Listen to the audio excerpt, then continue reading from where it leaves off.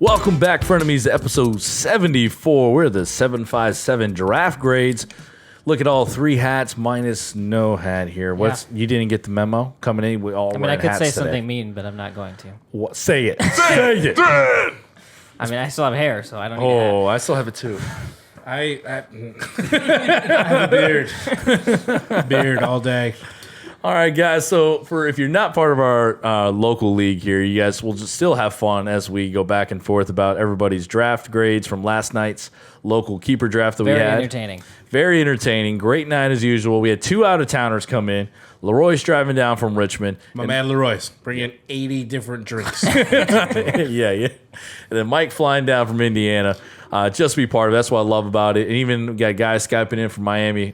Thanks, Morgan, for doing that. So it was awesome. And you're forgetting the highlight. What was the highlight? Thank you, Jake Seeley, for coming in and being Ryan.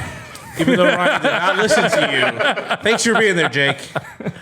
Oh, Jake, we'll still pay you for coming for your appearance last night. We will mention when he disappointed you with the draft. Well, let's get right there. We're going to start with our draft picks here. We're going to go from the bottom order. So with the pick one in last night's draft in our local league, Ryan had the first pick here. Oh, man. So, Mike, just go off of that. Bring us that highlight. I think that really, really brings in the whole draft for Ryan. You know, Ryan enters the draft with two good keepers. Great value. He's going to build off the team. He takes the draft like chalk, like going really well. And then in the 8th, 9th turnaround, we see at the first, he goes Tom. Maybe he loves Tom Brady. Who doesn't love that handsome man? I'm not sure. And then he goes Pittsburgh defense in the 9th. My personal rule is defenses go in the second to last round. And then there's Jake Seeley, fantasy expert, sitting on the couch watching. And we're joking anyway that Ryan brought in an expert to help him draft. And then right after the pick goes, Jake just looks over from across the living room and goes, dude, you could have shot me a text. You could have asked me, what should I do in the turnaround? And he took a defense, which obviously Jake does not give advice to. But Ryan gave somewhat of a good defense. Other than that, I felt like Ryan's draft was very solid.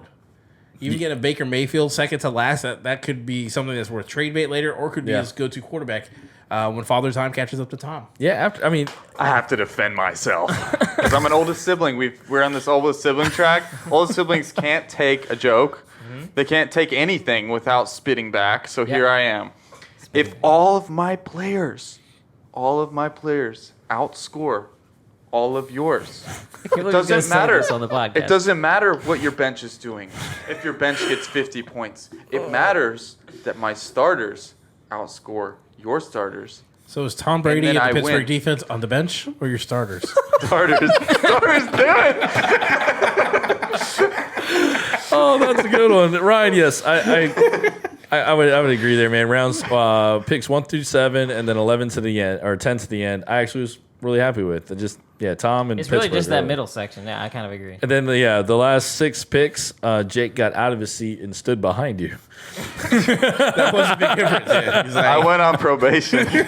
He's like, whoa, defense. I bought the Athletic, and he wasn't going to let me just do that. All right, so on to who had the number 2 pick. I'll talk about this because the man to my left had the second pick in the draft there. And Mike, as much as I want to joke you, I feel like you had a good bounce back here because your keeper list going into this draft was gross. You had a bad roster. There's a reason you were picking second. There was a reason you were picking second. But I felt like you had a great draft. Be able to bounce back. You guys like Russell Wilson and DeAndre Hopkins in the second, Eckler in the first. You actually picked guys that you might want to keep next year. Something happened with that Eckler pick, right? Oh, so, yes. Yeah, my keepers was Adam Thielen, and I went Evan Ingram just because like Evan Ingram was like that one lottery pick. Like I'm probably gonna like hate it, but there's that 3% chance I'm gonna be like, yes, it was worth a keep for me. So it'd be like top 4. But 8th or 7th round pick. I was a week going into this talking to Chris. I was like, I'm really gonna go running back 0 in this draft. Oh yeah. Mm-hmm. I'm going running back 0. Which, about if this. you see, out of my first 5 picks, What does that mean? I take 4 receivers, 1 running back. So I was like, I'm going to punt and stream running back. I'm not going to care. I'm going to go strong on receivers. So I tell Chris, I'm taking Tyreek Hill. So Chris goes, How long have I been saying that? Like 2 weeks, right? So he's like the whole time. And then we get in the car and we're driving over to the draft party. And Chris is like, so what you thinking? You good to go? I was like, I'm going to change it up. And he's like, what? I was like, I'm looking back at it. I really need to get Eckler. I need to get at least 1 running back. I'll not have a second running back. I need to have one. And then he's like driving. He goes, "You're gonna have to find a ride home." And we were just getting there, and he was kind of depressed. He was actually I pissed. mock at me. drafted to that. I was like, man, I'm gonna get that running back and moving around. Yeah, he screwed me over on the ride over. But anyways, that's what brothers for. Yeah, my right? favorite for Mike was that back-to-back Keenan Allen and Russell Wilson. Like that, those were steals at that point in the draft. Like, I value with Keenan going out in the 5th round. yeah. Yeah, I can't argue. It was good. I think you're going to have a good bounce back here. As long as I finish ahead of you, I'll be fine. I don't care where you have it. So, Now we know the name of your team next year. yes. All right, the pick in third last night was Soul Juice. Andy, the out-of-towner in Colorado. Andy, you've got to change your Formerly- name back to Soul Juice. It's become I a don't thing, care what you think about polishing, or if you like polishing or polished we things. we just have to accept it. I mean, he was Denver. Muffin I can't even Hunters. say this ever. Muffin It's Hunters. a tongue twister for me. Denver I can come up Muffin with great Hunters. vocabulary words, but I can't say Soul Juice is like Soul Juice. iconic. Soul juice. I felt like Soul Juice was drinking shoe polish during the part of the draft. That's about it. That's my take. Ooh, hot Shots take. fired. Hot take. I mean, I got to go there. So Head Scratcher started at, I can kind of see Kareem Hunt at 5, but Rob Gronkowski at 6. Yeah, that was the worst pick of the draft until Ryan took Until the Ryan. Pittsburgh Steelers defense. Of course, Ryan likes Rob Gronkowski in the 6th, so I got your back, man. I don't know if that's good or bad for you. Probably bad, but Then I like it. I'm going to find it hard for you. I guess you can play 1A, 1B there with Melvin Gordon and Phillip Lindsay. Same backfield there. Hopefully you don't put both in the starting lineup. You're trying to see who actually comes out up top. But then week 10 or pick 10, pick 11, Aaron Rodgers, Matthew Stafford, back to back. Andy, you have to tell us what Hold you on, were thinking. I need to talk to Andy for a second. Listen up. This Andy, way. what the heck? I had planned this perfect strategy to get Matthew Stafford, and I thought there was no way somebody would take a second quarterback after they had just taken a quarterback the round before, named Aaron Rodgers. So I don't know what you're doing, but I don't like it. And they had same bye week, so I don't know if you're trying to feel it out. Between Yeah, that was probably one of the funniest moments of the draft. You weren't in person, but we were all Mike over talking here. about this, and then Mike's like, I was sitting there, everyone's like, why is he going to take back quarterbacks? I was like, dude, does he not know they got the same bye week? So your number one argument would be that, I need to have Matthew Stafford for that week that Aaron Rodgers is on his bye. week 5 is a bye week to whoever's playing Soul Juice. Like, it's not unfavorable. Both QBs are great standalone by itself, but if you picked them a little later, more separation, I could understand. But back to back, I was like, were you undecided? I'm not quite sure there. Just remember, Andy, the guys who look the craziest sometimes are the geniuses. Yeah. So Talking about the I'm Running crazy, from a crazy. I'm ready to see it. the crazy genius. Moving on to pick 4 here, the captain himself, Morgan, joining us in that giant TV in your living room because he was the only one like Skyped in there or on the Zoom call. Mike, what did you think about the captain's picks here? I think he had a lot of good value where he was drafting. Running back's going to look real nice for him. It'd be interesting how Todd Gurley goes. I mean, if Todd Gurley bounces back and Todd Gurley is your third running back, Captain Morgan is going to be killing it. Yep. Because your receivers aren't the best part about you, but there's a lot of potential. Is Edelman going to be Cam's favorite target? Will DJ Shark continue what he did last year? Shark. Is AJ going to... There are a lot of questions, but I think your team is going to be carried by your running backs. I echo that there, Morgan. You actually studied, I felt like, or mocked with this because you did really well taking the value that's there. And like he was talking about your receivers, the thing is their PPR depth. It's not sexy, but it's value right there. Guys you can plug and play off your bench. Sean? My thoughts would be if you had taken, I'm glad you didn't do this. I thanked you profusely last night, but taking Todd Gurley instead of Jonathan Taylor there, you were set up in the perfect situation to do that because you have Derrick Henry and Kenyon Drake. So you don't need to use him, but if he turns out to be a top 5, top 10 running back, then it's worth it in that third round. That's one of the only things I changed. The other thing is, Morgan, what goes did you know along with who- this is you have the old man team. Yeah. Morgan, Like, you did have you? everybody that might be past their prime. Like you have Yeah. Todd Gurley, you have AJ Green, Julian Edelman, like the Zach Ertz. These are all people that could fall off even Big this Ben. year. Yeah. I wondered if you even knew who Jonathan Taylor was, Morgan. Probably not. Because I was about to say, when you were coming around, I was like, I thought he could take it from you. No, he did. He actually listened Okay. to enough and researched enough that he did. Old know. men or But he rested went men. with proven man. He wanted Todd. Yep. All right, so going from there, we're going to the accountant himself, Daniel. Daniel, man, pretty good draft there. I think you could struggle at the wide receiver spot. A-Rob is great, but guess what? Trubisky was named the starter.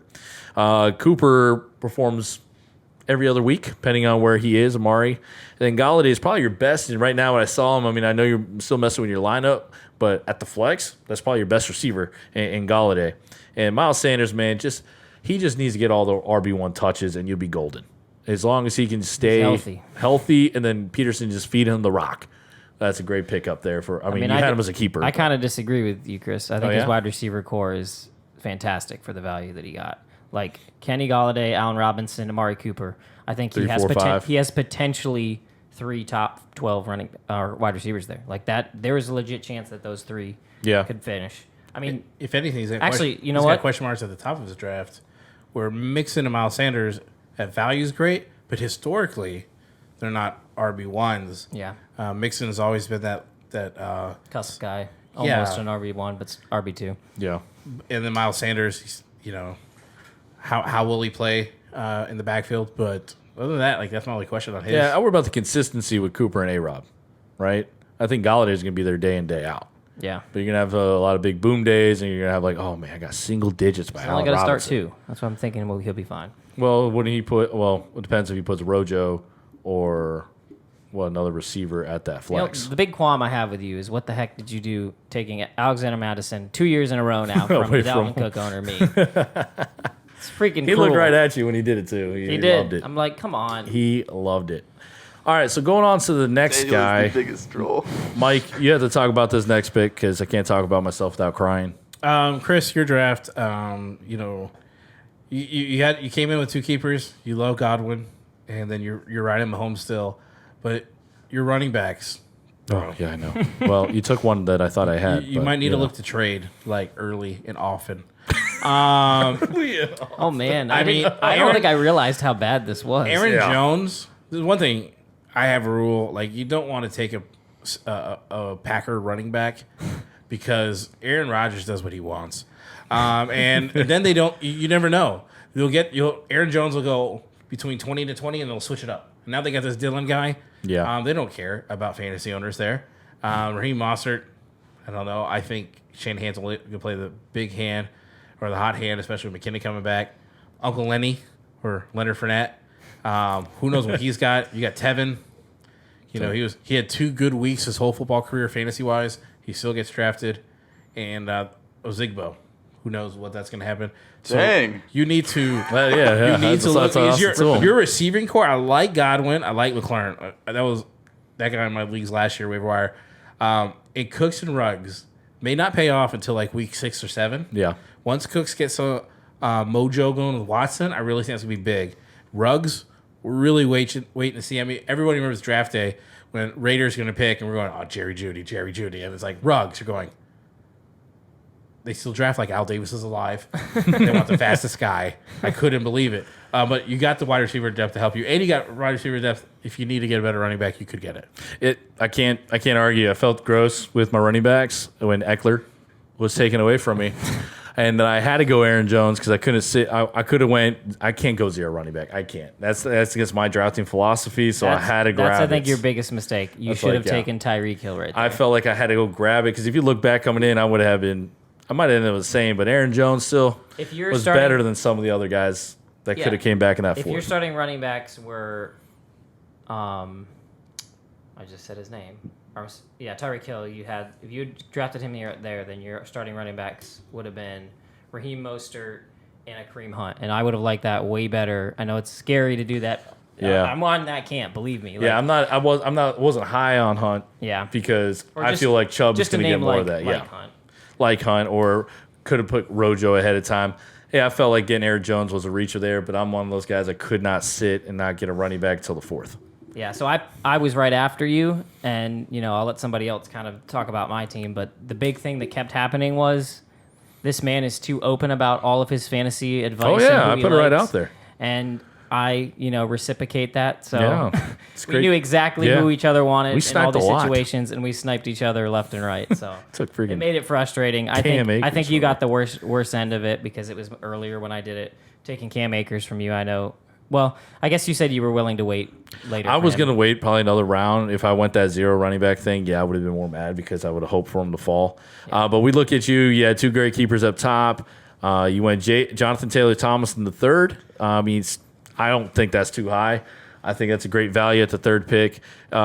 Mike, do you have anything about his receiving core? He's got some strong running backs, I think, to play around with. Julio Jones and T.Y. Well, looking at what he's really, well, the commission had like an eye for this year and for next year. I mean, his starting running backs came in his 1 keeper and then the 6th round. Yeah. Because the 3rd and 4th round guys are for the future. They can pay off big. Yep. And if he's in the hunt, he could trade one of those for a really good receiver to go Julio. T.Y., who knows how he's going to mix. If he's healthy, he's a great wide receiver too. Gallup could be a really good wide receiver too. Deontay and Jerry Jeudy, it's really just kind of wait and see. But they're on your bench. And then you even get Carson Wentz as late as you did. Yeah. And Noah Fant. I mean, it was a very solid draft. If not the best draft, I think the 2nd best at worst. I hate that you took Chris Thompson from me. That was a snipe. That was the biggest That was snipe. the biggest snipe. So then I paid you back the round after that and took your Taking- boy Gesicki Yeah. at tight end. I took him a little earlier than I wanted to. I was like, well, you take my late round target, Chris Thompson. I'm going to take your boy Gesicki at tight end. Yeah, so my thought process with the Jonathan Taylor thing was I was remembering, like, what was it, 4 years ago when Todd Gurley entered the league. And Ryan can attest to this, that I talked about Todd Gurley that whole prior year when he was at Georgia. And I was like, this guy is going to be the best running back in football when he comes into the league. And I thought, well, he's behind, he's a rookie. I can't take him too high, and thought maybe 5th, 6th round, I'll try to get him. And then Chris comes into our league Yes, and sir. takes him in the 3rd or 4th round and dominates for the next 4 years. I took him and Melvin Gordon rookies that year. So Yep. I'm usually a rookie running back guy, but So it just didn't fall to me. This is your fault because I Yeah. followed your strategy. You right did. here. And I thought for just maybe 2 seconds about taking Jonathan Taylor that high. I wanted in to the take first. Jonathan first overall. Yeah. Like, if I had gone with the best running back on the board, I would have definitely gone Just with him. based on talent. Just So- based on, yeah. Overall, Sean, we were liking it. My younger brother Tim, who I had him give me like immediate reaction, he was sitting there in the draft. He loved how your board fell. We can't argue with that one. I hate that your draft was better than mine, but I'll live with it. All right, so moving on to one of our fan favorites here, Leroy's Jackson Thrive. Going to today, I mean, I love that he was there in person. It made it that What much a more man. fun. What a guy. Yeah. What a guy here. But we're coming in. He took Tyreek with that first pick. Mike, what do you think of his draft here? Leroy's, love you, man. Your first half of your draft was super solid. Great. The back half, I was kind of like, you reached, and you even admitted, you're like, I'm going to take a kicker early. I'm going to take a D early. But your strength is in the front half of the draft. We'll see if it hurts with your bench because I don't think you put a lot of value on the back end. But you know what? Cortland Sutton with Tyreek Hill could have the potential of making a very solid receiving core. Let's see if Sutton really takes the next step. But I liked the first half. Not the second half of your draft, but the first half was really solid. But you got like old reliable there at the last round, round 15. You got Golden Tate. Yeah. So if you're in that pinch for bye week help, Golden Tate. So The pick that I couldn't understand was Devin Singletary in the 4th round. That to me was the biggest reach. I didn't like him there. That to be your RB2 is scary. Zach scary. Moss. Which, I mean, you kind of saved yourself with the Marlon Mack, so you're going to be able to figure out what's going on with the Devin Singletary thing while you put Marlon Mack in. But yeah, that to me is Yeah, because he had Cam Akers that he took right after him. you could have had Cam And then Akers. Raheem Mostert, who had a hot end of the season last year and is a running back one in San Francisco. Reason why I liked him there after, Cam Akers was taken from me. But, taking Singletary over those two, I would have flipped it over and taken Cam Yeah. Akers there before Devin Singletary, just with the promise on that end. But you know what, Leroyce, we love you, so I can't really say anything negative. But let's go on to the Reverend David Kalana, picking there at the 9 spot. All right, so we're in the playoff guys here. I'm curious what Ryan thinks of David's team. Ryan, tell me what you think of David's team. I love Davis' team. I love I love the running backs. I love all the football players. Ezekiel Elliott, football Devontae players. Adams, David Johnson, Robert Woods, Mark Ingram, Carter. I mean, it's solid. Everything he did was very thoughtful, and I love it. Mike, Love his draft. break it down there for us here. I mean, he had 2 good keepers. adding David Johnson as his RB2. I mean, it's a chance. I mean, what David Johnson do you get? Ingram, I think, is a solid. I want to see what Kyler does for him. I think they can. Really Sixth round, you think that was high or good? No. Good value, right? I think where that it's was at? value. Okay. I think that's what saves. With his weapons and a coach that's willing to give the kid more of a leash to throw, I think it's pretty good. Debo going at 7. I was upset with you because Debo was on my radar. Yeah. And you I was him. mad at when Marvin Jones at 8. I had him queued up for my 8th round pick, and he took him. I was like, dang it. Great receiver value there. Listening to the same podcast or something, right? Seems like it. Going all the way down. Is there anything else that really jumps out at you there? Robert Woods for the 4th year in a row there, David? Like, you really like that guy. I'm surprised he stuck with him because there were some painful periods last year with Yeah. Robert Woods. But I love it. I think this is a perfect mix of like a few like risky picks, but a lot of like security at the same time. Yeah, he's got a thing for third string running backs for the late end of his draft with Hines and Henderson. Heinies. So, but an injury away, you could be trade baited those guys. So I like it. All right, so moving on there, we go into Phil. My favorite. Yes, Phil Boston here, always finishing up there in like the top end of the every year in the playoffs. So he's always in the back end. Phenomenal keepers with Alvin Kamara and Josh Jacobs 1-2. Kamish, looking at his picks here, is there anything that jumped out at you that you were like head scratcher at all with any of the picks? I don't really think so. I think he went pretty according to what somebody might, who was really thought out exactly what he wanted for his draft. This is exactly what he did. The thing that I think might surprise some people is the Antonio Gibson. The reason that I think he took him is because at that point, I guess Dobbins was still on the board, but we were getting thin on those rookies that might have jobs at the end of the year. So he's probably looking towards keeper. He was the hot item, over the weekend because Adrian Peterson was cut. So I don't hate that. He did say he accidentally double-clicked on Justin Jefferson in the 9th. That coming from a Vikings fan. That again, I was like, what? You getting that receiver? But he did say that was an accidental double-click. We didn't fix it. We just kept it going. I don't really like the end of his draft, but like the end of the draft doesn't really matter that much. I love the Brian Edwards. Edwards is great, but then the Jalen Reagor, like Phillip Rivers. Why do you need Phillip Rivers just straight love in it. at that point? Like, I love it. Nobody's gonna pick up Phillip Rivers this week. Yeah, I think he's going to be great though this year. I guess he is. Well, I say that, but he's playing Jacksonville, so maybe someone will pick him up this week. Yeah, they're streaming there. So Phil, always great draft in there, man. Odell value at the 4th. You got a good tight end there in the 3rd with Mark Andrews. Joe, we're going on to Joe, who picked in the 11th spot, second to last. Keepers of DJ Moore and Christian McCaffrey. Mike, what do you think about Joe? Joe took a page from Charles Dickinson. Tale of 2 drafts is my thing of him.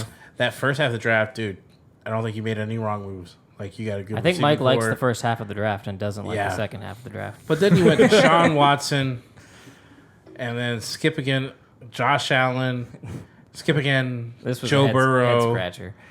and then you take like Steve Sims. He didn't take a at the kicker. bottom. He had to drop a guy for a kicker after the draft. So I was thinking, like, I don't know if you fell asleep. Like, why did we take Joe Burrow if you got Josh Allen? You got Watson. Watson is solid. You're only going to replace Watson if he's on a bye. But maybe you're stocking up the shelf because you're going to wheel and deal. You're a good fantasy player. But if I had to put a grade on it, it's like Tale of Two Cities.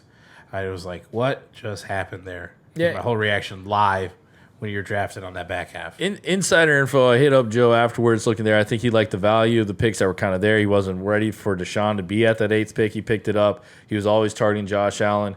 And then Joe Burrow thing, I think he looked at the picks there and he's like, you know what? Let me take another quarterback. Like he wasn't pressing for bench depth because he didn't like it. And like Mike was kind of saying, he's probably going to look at injuries and maybe turn that into an instant starter instead of a back end guy that's always going to sit on the back end. He's going to cut later. So that's a little bit of defending that 3 QB thing. It was definitely a head scratcher for all of us sitting there because Joe wasn't there. He was drafted from home, and we were like, "What the heck?" Was that your least favorite one, Ryan? Was Joe's Christian McCaffrey, Chris Carson, DJ. I still think there's a lot of potential there. Yeah. And I can't doubt the guy. He's really good. The one takeaway though is you draft differently when you're by yourself than when you're in the group because as soon as you make something dumb happen in the group, everyone makes fun of you. You're like, oh, now I got to be really good the next half of the, if you're by yourself, You do you. I'm drafting by myself next year. You do you, boo. All right, so last but not least, the returning champ, the doctor himself, Tim James, picking at the 12th spot with his keepers of Barkley and Kelsey being a second-round pick. There, that's how good he is at the tight end spot. Mike, you have any thoughts on the champs draft last night? It was between him and the Kibbish here for the best draft, which is impressive, which he had. I mean, Saquon and Kelsey, but Juju and Calvin. I mean, Calvin, a lot of hype about him having a really good year this year. But even going all the way down, you got Paris Campbell in the 13th round. I'm an indie guy on local sports radio. A lot of people are excited from watching training camp that Paris will be kind of the specialty guy there in Indianapolis. He's not the number 2, Pittman's number 2, but they might have more plans for Paris. So it's like, dude, was he listening to the same radio I do when I drive around in the Indianapolis area? But he even got like the best kicker. I like your camp pick. I mean, I can't hate on any of his picks.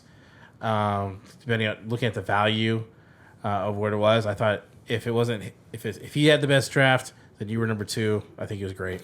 Yeah, I would go off there, Tim. We were talking earlier today about like the receiver value where you took Juju and Calvin. Like for me, I'd probably put him down maybe another round there, but it was nitpick, right? Do you like Galladay over Juju, right? Do you like, an Odell over Calvin? But like we said in every rankings, Ridley's flying up.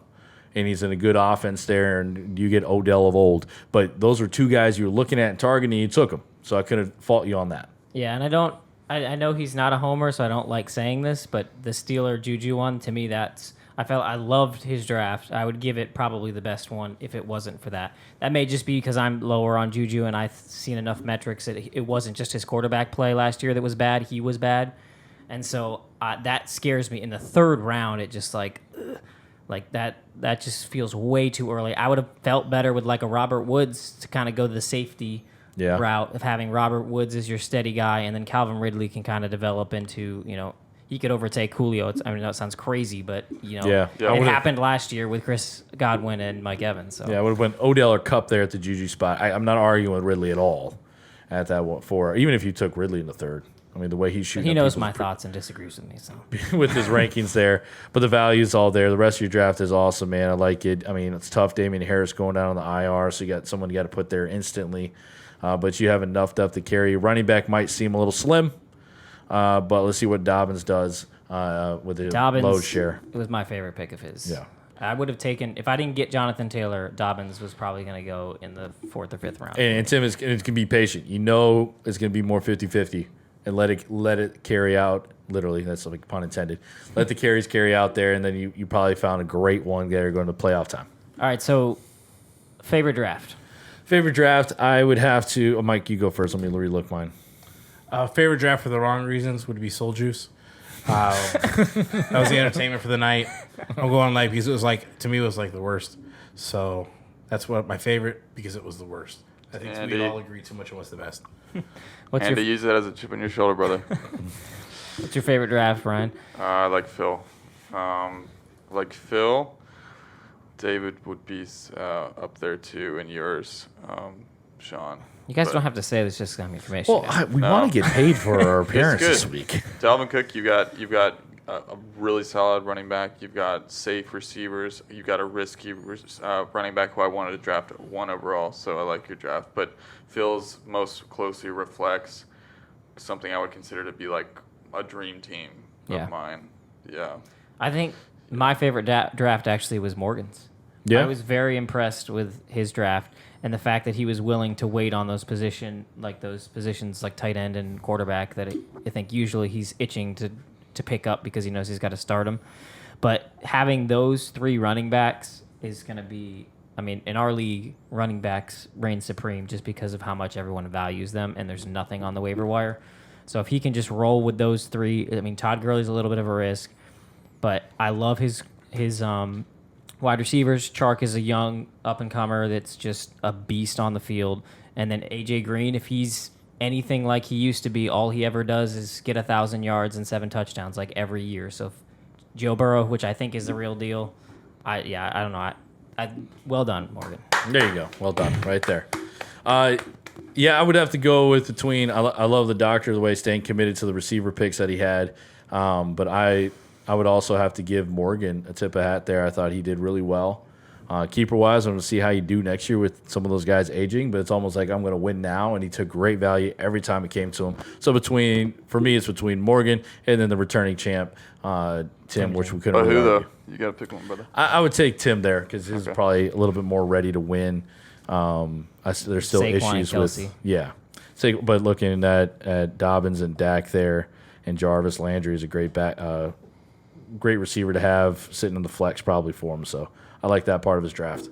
So that's our recap for our local league 757. We know it was long, but I know people in our league really wanted it to be. If they didn't hear their name, we were going to get text messages like, "What? You don't like me?"